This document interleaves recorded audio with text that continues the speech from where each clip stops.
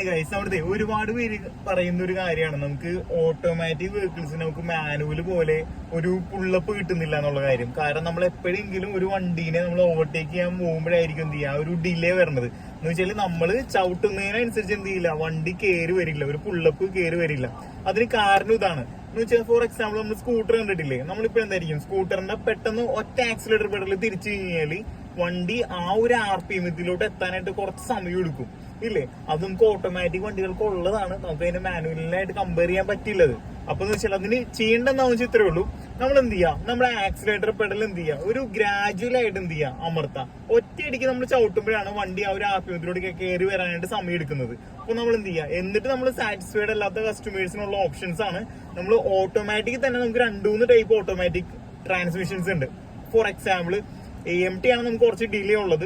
പിന്നെ നമുക്ക് വരുന്ന IVT വരുന്നുണ്ട്, അതുപോലെ തന്നെ DCT ഒക്കെ വരുന്നുണ്ട്. DCT എന്ന് പറഞ്ഞാൽ ഡ്യുവൽ ക്ലച്ച് ട്രാൻസ്മിഷൻ ആണ്.